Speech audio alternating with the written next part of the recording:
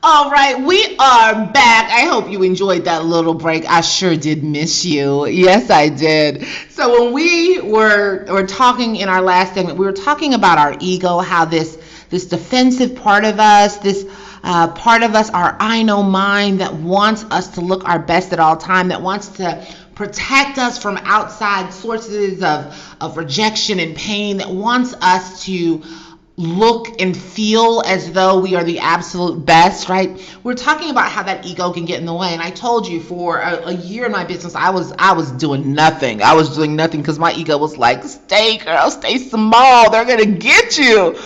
And I had to overcome that. And I'll tell you, I wouldn't have this show that you're listening to right now. We would have no clarity in coffee if I didn't let go of my ego enough to show up in the world in a powerful way.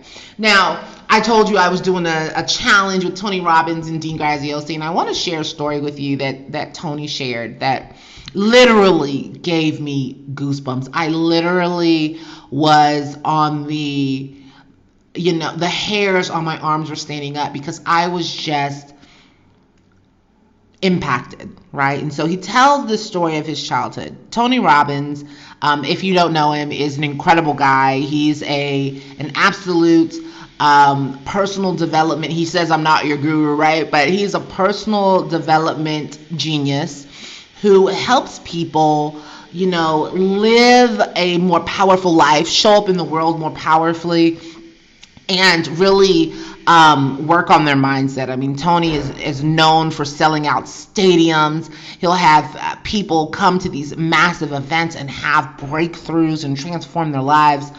But Tony didn't start off with this, multi-billion-dollar businesses. Tony started off broke, right? And when I say started off, I'm talking about in his childhood. He grew up in a family. He said he had 4 fathers. And he grew up in a family where he couldn't figure out why his dads could never make money. Why are they so broke? Why are they always struggling? He went to his mentor at one point and he was like, dude, I'm trying to understand why these men in my life didn't have anything. Why they weren't, even when they wanted it, why they weren't able to create success. Right? And so that was something he really struggled with. And he started to share this story about when he was a kid. And he said, there were times in his family where they just didn't have much. They did not have much. And there was this one particular Thanksgiving, he was a little kid, and they didn't have groceries. There was not going to be a Thanksgiving feast at the Robbins house. In fact, he said they were prepared to eat crackers and bread and peanut butter. That was going to be their Thanksgiving feast. And, he was sad. His parents were angry. They were upstairs screaming and fighting, and it was a disaster. And then there was a knock at the door. Tony, being the person who wasn't involved in a fight in that moment, answered the door. And as he opens the door, he sees this man standing outside with bags of groceries and a big pot and a turkey, an uncooked turkey at his foot. And Tony was like, oh goodness, this is going to be good. I'm so excited. He was excited. He was like, yes, we're going to eat today, right? Imagine being a kid and you're like, oh my God, I think we're going to eat, right? At Thanksgiving. And this man says, hey, can I speak to your father? And Tony's like, yeah, let me go get him. And he runs upstairs and he's excited. He's thrilled. He's like, yes. The universe has delivered. Maybe not that language, but in his mind, wow, someone is at his door with food. And he goes and he tells his dad, hey, Dad, there's someone at the door for you. And his dad's like, I don't care. You go deal with that. And he's like, no, the guy said he's got to speak to you, Dad. Come on, Dad. Reluctantly, the dad goes downstairs, right? And he gets to the door and he sees the same man with the groceries and the turkey and the big pot. And his immediate reaction is to say, we don't accept charity, and slam the door. Now, this man had his foot between the door and the frame of the door, right? So his foot caught the door when he tried to slam it, so the door bounced back open. And he said, sir, I'm just a delivery man. I'm not here for charity, but I understand that you and your family could use a little something. And the dad is angry. He's pissed. How dare you? His ego's kicking in. How dare you act as though I can't feed my own family? He's angry. Tony can see his anger. He can see his frustration. And do you know what he does? He tries slamming that door another time. This time it hits the guy in the face and in the shoe, but the door opens back up.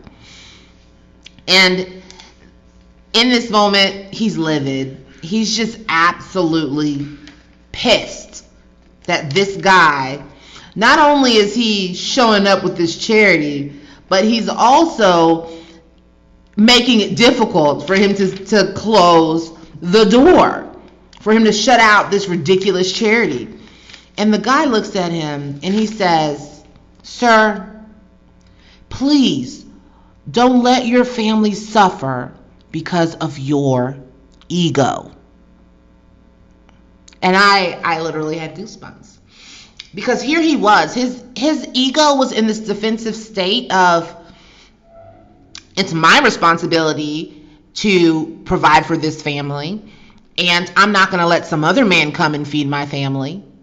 How's that going to look if I've got some other man feeding my family? And the reason that I know this is because Tony said all day, they accepted the groceries. All day, the father was angry and stewing and talking about how dare they. Because his ego had kicked in so incredibly hard. Right? This guy had looked at Tony, had looked at the dad, and then looked him in the eyes and said, "Sir, please don't let your family suffer because of your ego." And so he accepted the food. But here he was, so stuck in his ego that he didn't even recognize the blessing right in front of him. So stuck in his ego that he almost let his family subsist on crackers and bread and peanut butter because he didn't want to feel less than. His ego didn't want him to show up in the world small. His ego did not want to allow him to accept something that was transformational. And I'm going to tell you, for Tony, this was the moment that transformed his life. He understood that ego can 100% get in the way. In fact, if you've not read The Ego is the Enemy, oh gosh, no, I can't think of his name, Ryan Holiday, I think. I'll confirm that on our next segment here, but when we get back. But it's an incredible book that talks a lot about how your ego can get in the way. The Ego is the Enemy. It's an incredible book. I've got it on Audible. I listen to it when I go out for my walks. And it really helps you recognize how this ego gets in the way. So that was a powerful story from Tony Robbins' childhood. You heard about how my ego was slowing me down in business, stopping me, getting in my way in business.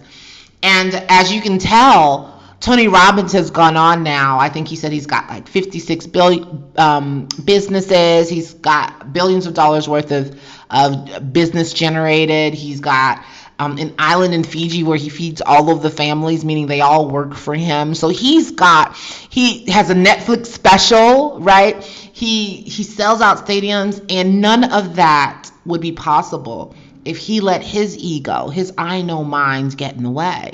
None of that success would be possible if he tried to stay so comfortable that he never challenged himself, that he never allowed himself to be opened up to critique, that he never allowed himself to be wrong or to look wrong, right? He didn't let his ego get in the way, and neither should you. When we get back, we are going to talk about some things you can do to quiet that ego so that you can create the success that you want in life, so that you can become the person that you're meant to become. So enjoy a little sip. Enjoy these tunes, and when we get back, we're going to dig a little deeper.